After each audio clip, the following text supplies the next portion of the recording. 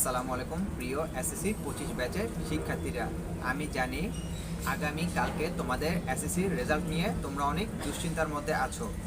আবার কালকে লম্বা লাইনে দাঁড়িয়ে রেজাল্ট সংগ্রহের জন্য ঝামেলা তো রয়েছে। তাই এই সকল সমস্যা থেকে মুক্তির জন্য আজকের ভিডিওতে আমরা শিখব কিভাবে ঘরে বসে এসএসসি 25 ব্যাচের জন্য আমরা রেজাল্ট দেখতে পারি। আর তোমরা যারা আমার এই চ্যানেলটি নতুন দেখছো অবশ্যই সাবস্ক্রাইব করে পাশে থাকা বেল আইকনে ক্লিক করবে, কারণ আমরা তোমাদের জন্য যে সকল ভিডিও তৈরি করি তা যেন দ্রুত তোমাদের কাছে পৌঁছে যায়।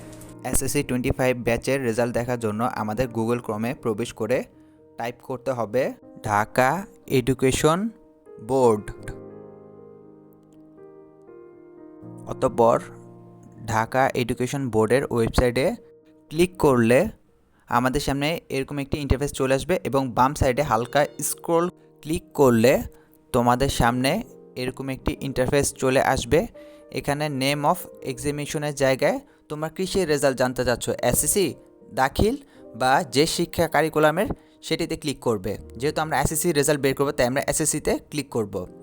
তারপর যেহেতু 25 ব্যাচের রেজাল্টটি আমরা বের করব তাই 2025-এ সিলেক্ট করব। তুমি যদি ঢাকা বোর্ড হও ঢাকাতে ক্লিক করবে, অন্য বোর্ড হলে অন্য বোর্ডে ক্লিক করবে। আর এখানে তুমি ইন্ডিভিজুয়ালে ক্লিক করবে কারণ তুমি তোমার রেজাল্টই শুধু জানতে চাচ্ছ। তারপর ঢাকা বোর্ডের আন্ডারে তোমার রোল নাম্বার কত বা চট্টগ্রাম বোর্ডের আন্ডারে রোল নাম্বার কত সেটি রোল নাম্বারের জায়গায় উল্লেখ করে এবং রেজিস্ট্রেশন নাম্বারটি তোমার বোর্ড অনুসারে পূরণ করে 4 ডিজিটের সংখ্যাটি লিখে ভিউ রেজাল্টে ক্লিক করলেই তোমরা তোমাদের কাঙ্ক্ষিত রেজাল্টটি জানতে পারবে।